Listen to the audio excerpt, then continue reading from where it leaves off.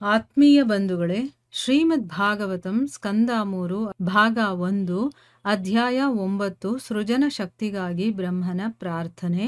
ಇದರಿಂದ ಇವತ್ತು 41ನೇ ಶ್ಲೋಕವನ್ನು ತಿಳ್ಕೊಳ್ಳೋಣ. ಶ್ಲೋಕ 41.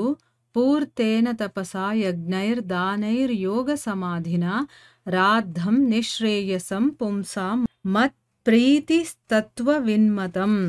ಅನುವಾದ: ಪ್ರಾಜ್ಞರಾದ ಆಧ್ಯಾತ್ಮಿಕವಾದಿಗಳ ಅಭಿಪ್ರಾಯವಿದು. ಎಲ್ಲ ಬಗೆಯ ಸಾಂಪ್ರದಾಯಿಕ ಸತ್ಕರ್ಮಗಳು, ತಪಸ್ಸುಗಳು, ಯಜ್ಞಗಳು, ದಾನಗಳು, ಯೌಗಿಕ ಕಾರ್ಯಗಳು, ಸಮಾಧಿ ಮುಂತಾದುವನ್ನು ಆಚರಿಸುವ ಪರಮೋದ್ದೇಶವು ನನ್ನನ್ನು ಸಂತೋಷಗೊಳಿಸುವುದೇ ಆಗಿದೆ. ಇದು ಶ್ಲೋಕ ಮತ್ತು ಅದರ ಅನುವಾದ. ಈಗ ಭಾವಾರ್ಥದ ಮೂಲಕ ನಾವು ಇದರ ಅರ್ಥವನ್ನು ತಿಳ್ಕೊಳ್ಳೋದಕ್ಕೆ ಪ್ರಯತ್ನ ಮಾಡೋಣ. ಓದ ಭಾಗದಲ್ಲಿ ನಾವೇನು ತಿಳ್ಕೊಂಡ್ವಿ? ಭಗವಂತ ಹೇಳ್ತಾನೆ ಬ್ರಹ್ಮನಿಗೆ, ನನ್ನ ದಿವ್ಯ ಗುಣಗಳ ವಿಷಯದ ಬಗ್ಗೆ ನೀನು ವರ್ಣನೆ ಮಾಡಿದ್ಯಲ್ಲ, ಅದರಿಂದ ನಂಗೆ ತುಂಬ ಸಂತೋಷವಾಗಿದೆ. ಆದರೆ ಲೌಕಿಕರಿಗೆ ಈ ಗುಣಗಳೆಲ್ಲ ಲೌಕಿಕವಾಗೇ ಕಾಣಿಸುತ್ತೆ.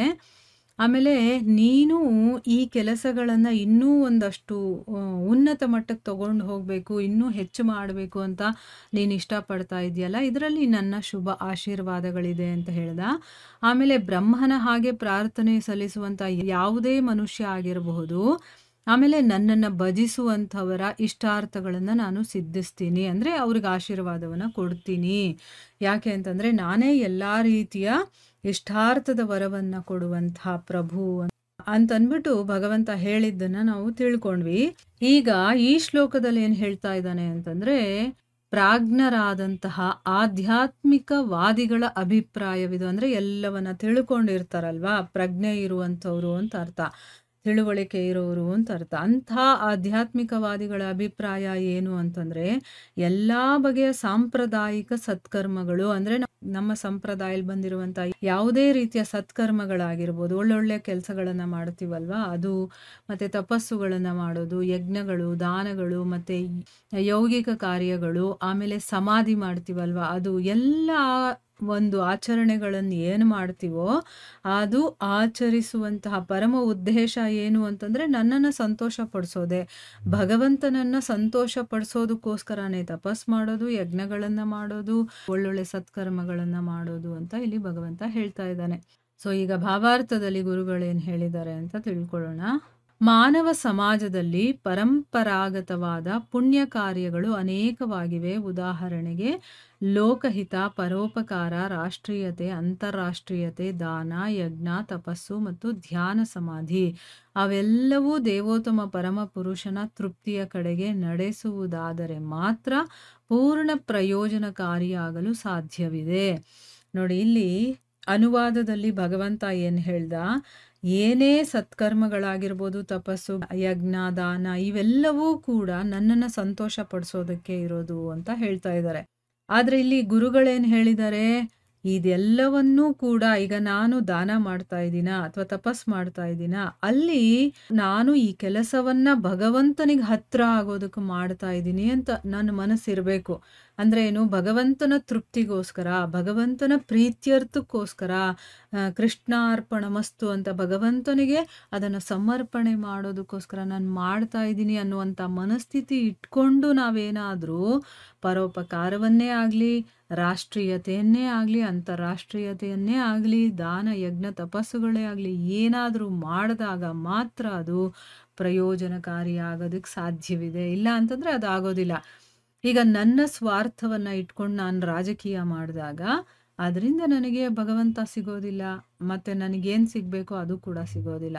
ಅದೇ ನನ್ನ ಮನಸ್ಸಲ್ಲಿ ಆ ರಾಜಕೀಯವನ್ನು, ನಾನು ಒಂದು ಅಧಿಕಾರ ನನಗಿರುತ್ತೆ ಅಂದ್ಕೊಳ್ಳಿ, ಇದು ನನಗೆ ಭಗವಂತ ಕೊಟ್ಟಿರುವಂತಹ ಒಂದು ಜವಾಬ್ದಾರಿ, ಇದನ್ನು ನಾನು ಒಳ್ಳೆ ರೀತಿಯಲ್ಲಿ ಮಾಡಬೇಕು, ಒಳ್ಳೆಯದನ್ನು ಮಾಡಿ ಭಗವಂತನಿಗೆ ತೃಪ್ತಿ ಪಡಿಸ್ಬೇಕು ನಾನು ಅಂತ ಒಂದು ಮನಸ್ಸಿನ ಭಾವನೆ ಇಟ್ಕೊಂಡು ನಾವು ಯಾವುದೇ ಅಂತಾರಾಷ್ಟ್ರೀಯ ಮಟ್ಟದಲ್ಲಿ ನಾವು ಏನು ಮಾಡಿದ್ರೂ ಕೂಡ ಅದು ಭಗವಂತನಿಗೆ ತೃಪ್ತಿ ಪಡಿಸೋ ಹಾಗೆ ಮಾಡಿದಾಗ ಅದು ನಮಗೆ ಪೂರ್ಣವಾಗಿ ಪ್ರಯೋಜನಕಾರಿಯಾಗುತ್ತೆ ಅಂತ ಅರ್ಥ. ಈಗ ನಾನು ದೇವರ ಹೆಸರು ಹೇಳಿಕೊಂಡು ಒಳಗಡೆ ನನ್ನ ಒಂದು ಸ್ವಾರ್ಥವನ್ನು ಫುಲ್ಫಿಲ್ ಮಾಡ್ಕೊಳ್ಳೋದಕ್ಕೋಸ್ಕರ ನಾನು ಏನೋ ಕೆಲಸ ಮಾಡ್ತಾ ಇದ್ರೆ ನಿಜವಾಗ್ಲೂ ಅದರಿಂದ ನಮಗೆ ಒಳ್ಳೆಯದಾಗೋದಿಲ್ಲ. ಆಯ್ತಾ? ಅದನ್ನ ಹೇಳ್ತಾ ಇರೋದು. ಅಲ್ಲಿ ಸ್ವಾರ್ಥ ಆಯ್ತು, ಅದು ಪರಮಾರ್ಥ ಆಗೋದಿಲ್ಲ ಅಲ್ವಾ? ಅದರ ಬಗ್ಗೆ ಇಲ್ಲಿ ಹೇಳ್ತಾ ಇದ್ದಾರೆ. ಸಾಮಾಜಿಕ, ರಾಜಕೀಯ, ಧಾರ್ಮಿಕ ಅಥವಾ ಪರಹಿತ ಎಂಬ ಯಾವುದೇ ಕಾರ್ಯದ ಪರಿಪೂರ್ಣತೆ ಎಂದರೆ ಪರಮಪ್ರಭುವನ್ನು ತುಷ್ಟಿಗೊಳಿಸುವುದೇ ಆಗಿರುತ್ತದೆ. ಈ ಗೆಲುವಿನ ಗುಟ್ಟು ಭಗವದ್ಭಕ್ತನಿಗೆ ಗೊತ್ತಿರುತ್ತದೆ. ನೋಡಿದ್ರಾ? ಈಗ ನಮ್ಗೇನನ್ಸುತ್ತೆ ಅಂದರೆ, ನಾನು ಆಧ್ಯಾತ್ಮಿಕದಲ್ಲಿ ಇದ್ದೀನಿ ಅಂದಿದ ತಕ್ಷಣ ನಾನು ಮನೆ, ಮಠ, ನನಗಿರುವಂತಹ ಒಂದು ಕೆಲಸ ಎಲ್ಲ ಬಿಟ್ಟುಬಿಟ್ಟು ಕಾಡಲ್ಲಿ ಹೋಗ್ಬಿಡಬೇಕು ಅಂತ.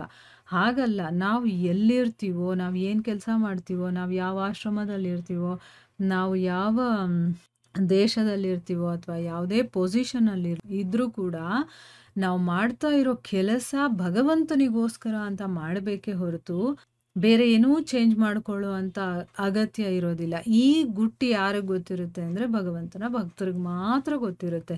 ಅದಕ್ಕೆ ನೋಡಿ, ಎಷ್ಟೋ ಜನ ಸನ್ಯಾಸಿಗಳನ್ನು ನಾವು ರಾಜಕೀಯದಲ್ಲಿ ಇರೋದನ್ನು ನೋಡ್ತೀವಿ. ಯಾಕೆ? ಸಮಾಜದಲ್ಲಿ ಕೆಟ್ಟದ್ದು ನಡೀತಾ ಇದೆ ಅಂತಂದಾಗ ಅವರು ಈ ಕೆಲಸಕ್ಕೆ ಬರ್ತಾರೆ. ಭಗವಂತ ಅವರಿಗೆ ಪ್ರೇರಣೆ ಕೊಡ್ತಾನೆ. ನೀನು ಹೋಗಿ ಇದನ್ನು ಸರಿ ಮಾಡು, ಧರ್ಮದ ಸ್ಥಾಪನೆಯನ್ನು ಮಾಡು, ಇಲ್ಲಿ ತಪ್ಪಾಗ್ತಾ ಇದೆ ಅಂತ. ಅದಕ್ಕೋಸ್ಕರ ಅವರು ಅದಕ್ಕೆ ಇಳಿತಾರೆ. ಯಾಕಂದರೆ ಅವ್ರಿಗೆ ಗೊತ್ತಿರುತ್ತೆ ಇಲ್ಲಿ ಭಗವಂತನ ತೃಪ್ತಿಗೋಸ್ಕರ ನಾನು ಮಾಡ್ತಾ ಇದ್ದೀನಿ ಅಂತ. ಅವರು ಆವಾಗ ಬೇರೆ ಯಾರ ಬಗ್ಗೆನೂ ತಲೆ ಕೆಡಿಸ್ಕೊಳ್ಳೋದಿಲ್ಲ. ಅವ್ರ ಕೆಲಸ ಏನಿದೆಯೋ ಅದನ್ನು ಮಾಡ್ಕೊಂಡು ಹೋಗ್ತಾ ಇರ್ತಾರೆ. ಆದರೆ ಭೌತಿಕದಲ್ಲಿರೋರು ನೋಡೋ ರೀತಿ ಹೇಗೆ ಅವ್ರನ್ನ, ಇವರು ಸನ್ಯಾಸಿಗಳಾಗಿ ಇವ್ರಿಗೆ ಯಾಕೆ ಬೇಕು ರಾಜಕೀಯ ಅಂತೆಲ್ಲ ಆ ರೀತಿ ಬರುತ್ತೆ. ರಾಜಕೀಯ ಒಂದೇ ಅಲ್ಲ, ಬೇರೆ ಬೇರೆ ಈಗ ಒಂದು ಪೊಲೀಸ್ ಡಿಪಾರ್ಟ್ಮೆಂಟ್ ಆಗಿರ್ಬೋದು, ಇನ್ಯಾವುದೋ ಬೇರೆ ಒಂದು ಸಾಮಾಜಿಕವಾದಂತಹ ಕಾರ್ಯಗಳನ್ನು ಮಾಡೋದ್ರಲ್ಲಾಗಿರಬಹುದು. ಈ ಥರ ಯಾರು ಆಧ್ಯಾತ್ಮಿಕದಲ್ಲಿ ಮುಂದುವರೆದು ಹೋಗಿರ್ತಾರೋ ಅಂಥವರೆಲ್ಲ ಆ ಕೆಲಸಗಳಿಗೆ ಬರ್ತಾರೆ. ಯಾಕೆ ಅಂತಂದರೆ ಅದು ಭಗವಂತನ ಕೆಲಸ ಅಂತ ಅಂದ್ಕೊಂಡು ಅವ್ರು ಮಾಡ್ತಾರೆ. ಅದಕ್ಕೋಸ್ಕರ ಬಂದಿರ್ತಾರೆ. ಎಲ್ಲೆಲ್ಲಿ ತಪ್ಪಾಗ್ತಾ ಇರುತ್ತೋ ಅದನ್ನು ಸರಿಪಡಿಸೋದಕ್ಕೋಸ್ಕರ ಭಗವಂತ ಅವ್ರ ಕೈಯಲ್ಲಿ ಆ ಕೆಲಸವನ್ನು ಮಾಡ್ತಾ ಇರ್ತಾನೆ. ಈ ಗುಟ್ಟೆಲ್ಲನೂ ಕೂಡ ಭಗವದ್ ಭಕ್ತರಿಗೆ ಗೊತ್ತಿರುತ್ತೆ ಹೊರತು ಬೇರೆಯವರು ಸಾಮಾನ್ಯ ಮನುಷ್ಯರಿಗೆ ಗೊತ್ತಾಗೋದಿಲ್ಲ.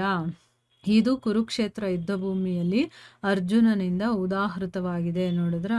ಇದರ ಎಕ್ಸಾಂಪಲ್ಗೆ ಇಲ್ಲಿ ಕುರುಕ್ಷೇತ್ರ ಯುದ್ಧಭೂಮಿಯಲ್ಲಿ ಅರ್ಜುನನಿಂದ ನಮಗೆ ಇದನ್ನು ನಾವು ಇದು ಎಕ್ಸಾಂಪಲ್ ಆಗಿ ತಗೋಬಹುದು. ಓರ್ವ ಸಜ್ಜನ ಅಹಿಂಸಕ ಮನುಷ್ಯನಂತೆ ಅರ್ಜುನನು ತನ್ನ ಬಂಧುಗಳೊಂದಿಗೆ ಯುದ್ಧ ಮಾಡಲು ಬಯಸಲಿಲ್ಲ. ಆದರೆ ಕೃಷ್ಣನು ಯುದ್ಧ ನಡೆಯಬೇಕೆಂದು ಬಯಸಿದ್ದಲ್ಲದೆ ಅದಕ್ಕೆ ಕುರುಕ್ಷೇತ್ರದಲ್ಲಿ ಏರ್ಪಾಡನ್ನೂ ಮಾಡಿರುವೆನೆಂದು ತಿಳಿದುಕೊಂಡಾಗ ಅವನು ತನ್ನ ಪ್ರೀತಿಯನ್ನು ತ್ಯಜಿಸಿ ಭಗವಂತನ ಪ್ರೀತಿಗಾಗಿ ಯುದ್ಧ ಮಾಡಿದನು. ಅದು ಎಲ್ಲ ಬುದ್ಧಿಶಾಲಿ ಮನುಷ್ಯರಿಗೆ ಸರಿಯಾದ ತೀರ್ಮಾನವಾಗಿರುತ್ತದೆ. ತನ್ನ ಕಾರ್ಯಗಳಿಂದ ಭಗವಂತನನ್ನು ಸಂತೋಷಪಡಿಸುವುದೇ ಪ್ರತಿಯೊಬ್ಬನ ಉದ್ದೇಶವಾಗಬೇಕು. ಇಲ್ಲಿ ಅರ್ಜುನನ ಎಕ್ಸಾಂಪಲ್ ಕೊಟ್ಟು ಗುರುಗಳು ಇಲ್ಲಿ ಎಕ್ಸ್ಪ್ಲೇನ್ ಮಾಡ್ತಾ ಇದ್ದಾರೆ. ಏನು ಅಂತಂದರೆ, ಈಗ ಅರ್ಜುನ ಸಜ್ಜನನಾಗಿದ್ದ, ಅಹಿಂಸಕ, ಯಾರಿಗೂ ಹಿಂಸೆ ಕೊಡೋದು ಅವನಿಗೆ ಇಷ್ಟ ಇಲ್ಲ, ಆ ರೀತಿ ಇದ್ದ. ಮತ್ತು ಬಂಧುಗಳ ಜೊತೆ ಯುದ್ಧ ಮಾಡೋದಕ್ಕೆ ಅವನು ಇಷ್ಟ ಆಗಲಿಲ್ಲ, ಯಾಕಂದರೆ ಹಿಂಸೆ ಆಗತ್ತೆ ಅಂತನ್ಬಿಟ್ಟು. ಆದರೆ ಇಲ್ಲಿ ಕೃಷ್ಣನ ಆಸೆ ಏನಿತ್ತು? ಯುದ್ಧ ನಡೀಬೇಕು ಅನ್ನೋದು. ಆಮೇಲೆ ನಾನು ಕುರುಕ್ಷೇತ್ರದಲ್ಲಿ ಇದಕ್ಕೆಲ್ಲ ಏರ್ಪಾಡು ಮಾಡಿದ್ದೀನಿ ಅಂತ ಹೇಳ್ತಾನೆ. ಅದು ಗೊತ್ತಾದ್ಮೇಲೆ ಅವನು ತನ್ಗೇನು ಅನ್ನಿಸ್ತಾ ಇದೆ ಅದನ್ನು ಬಿಟ್ಬಿಟ್ಟ.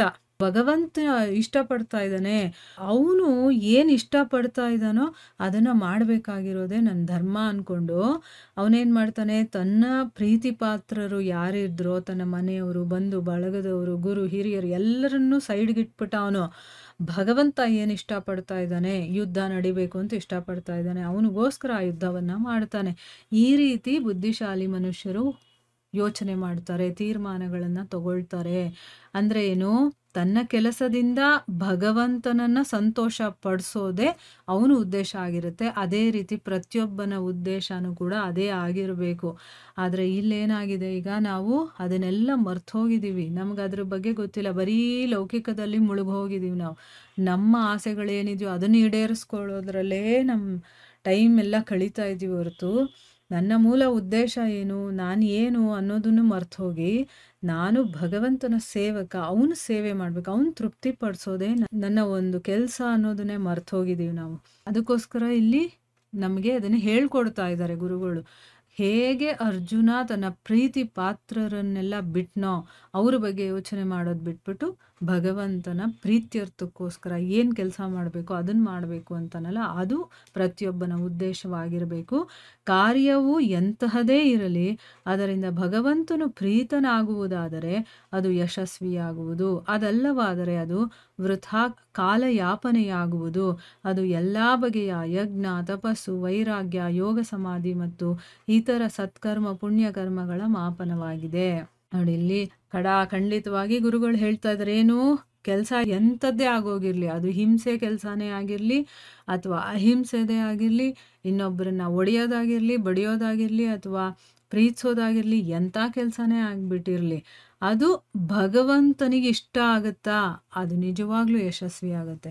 ಅವನು ಇಷ್ಟಪಡಲಿಲ್ಲ ಅಂತಂದರೆ ನಾವು ಎಷ್ಟೇ ತಿಪ್ಪರಲಾಗ ಹಾಕಿದ್ರೂ ಕೂಡ ಆ ಕೆಲಸ ಆಗೋದಿಲ್ಲ. ಆಗ ನಾವು ಮಾಡಿದ್ದೆಲ್ಲ ಸುಮ್ಮನೆ ಕಾಲಹರಣ ಅಂದಂಗೆ ಆಗ್ಬಿಡುತ್ತೆ. ಆಯಿತಾ? ಅದಕ್ಕಿಲ್ಲಿ ಹೇಳ್ತಾ ಇದ್ದಾರೆ, ನೀವು ಯಜ್ಞ, ತಪಸ್ಸು ಏನಾದರೂ ಮಾಡ್ಕೊಳ್ಳಿ, ಆದರೆ ಅದು ಭಗವಂತನ ಪ್ರೀತ್ಯರ್ಥಕ್ಕಿರಬೇಕು. ಅದಿಲ್ಲ ಅಂತಂದರೆ ನಾವು ಮಾಡಿದ ಬರೀ ಸಮಯದ ವ್ಯರ್ಥ ಅಂತ ಅರ್ಥ. ಅಂದರೆ ನಾವು ಟೈಮ್ ಪಾಸ್ ಮಾಡ್ದಂಗೆ ಅಂತ ಲೆಕ್ಕ. ಅದರಲ್ಲಿ ಏನೂ ನಮಗೆ ಬರೋದಿಲ್ಲ. ಸೊ ಇಲ್ಲಿ ಸತ್ಕರ್ಮ ಪುಣ್ಯಕರ್ಮಗಳ ಮಾಪನ ಯಾವುದು ಅಂತಂದರೆ, ನಾವು ಎಂಥ ಯಜ್ಞ, ತಪಸ್ಸು, ಯೋಗ ಏನೇ ಮಾಡಿದ್ರೂ ಕೂಡ ಅದು ಭಗವಂತನ ಪ್ರೀತ್ಯರ್ಥಕ್ಕಿರಬೇಕೇ ಹೊರತು ಬೇರೆ ಯಾವುದಕ್ಕೂ ಅಲ್ಲ. ಆವಾಗ ಮಾತ್ರನೇ ಅದು ಯಶಸ್ವಿಯಾಗೋದು. ಇಲ್ಲ ಅಂತಂದರೆ ನಾವು ಸುಮ್ಮನೆ ಕೂತ್ಕೊಂಡಿರೋದು ಒಂದೇ, ಭಗವಂತ ಇಲ್ಲದೆ ನಾವು ಏನಾದರೂ ಧ್ಯಾನ ತಪ ಮಾಡ್ತೀವಿ ಅಂದರೆ ಅದು ವೇಸ್ಟೇನೆ. ಅಲ್ಲಿ ಭಗವಂತನನ್ನು ಮುಂದಿಟ್ಕೊಂಡು ನಾವು ಅದೆಲ್ಲ ಮಾಡಬೇಕು. ಅವನಿಗೋಸ್ಕರ ಅಂತ ಮಾಡ್ತೀವಲ್ವ, ಆಗ ನೀವು ಸಾಧಾರಣವಾಗಿ ಒಂದು ಲೌಕಿಕವಾದಂಥ ಒಂದು ಮನೆ ಕೆಲಸ ಮಾಡ್ತಾ ಇದ್ರೂ ಕೂಡ ಅದು ಭಗವಂತನಿಗೆ ಸಮರ್ಪಣೆ ಮಾಡಿ ನೀವು ಅದನ್ನು 100% ಕೊಟ್ಟು ಕೆಲಸ ಮಾಡ್ತೀವಲ್ವ, ಅದು ಕೂಡ ತಪಸ್ಸೆ ಅನ್ನಿಸ್ಕೊಳ್ಳುತ್ತೆ.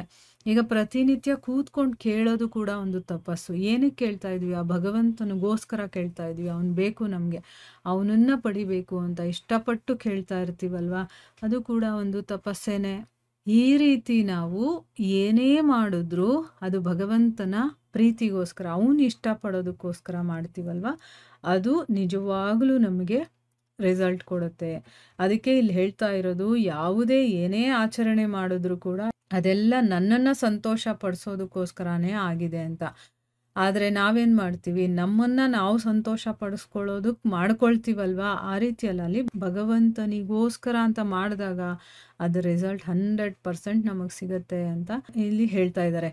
ಅಂದರೆ ನಾವು ಏನೇ ಕೆಲಸ ಮಾಡಿದ್ರೂ ಕೂಡ ಶ್ರೇಷ್ಠವಾಗಿರಬೇಕು, ಮತ್ತು ಅದು ಯಾರಿಗೆ ಸಮರ್ಪಿತವಾಗಬೇಕೋ ಅವರಿಗೆ ಸಮರ್ಪಿತವಾಗಬೇಕು. ಆ ರೀತಿ ಕೆಲಸ ಮಾಡಬೇಕು. ಈಗ ಎಲ್ಲವನ್ನ ಮಾಡೋದು ನಾವು ಭಗವಂತನಿಗೋಸ್ಕರ. ಆ ಒಂದು ಮನಸ್ಥಿತಿನಲ್ಲಿ ಹೇಗೆ ಭಕ್ತರು ಮಾಡ್ತಾರೋ ಆ ರೀತಿ ನಾವು ಮಾಡಿದಾಗ ನಾವು ಕೂಡ ಆ ಭಕ್ತರ ಸ್ಥಾನಕ್ಕೆ ಬರೋದಕ್ಕೆ ಸಾಧ್ಯ ಆಗುತ್ತೆ. ಇಲ್ಲಿಗೆ ನಾವು ನಿಲ್ಲಿಸೋಣ. ಹರೇ ಕೃಷ್ಣ.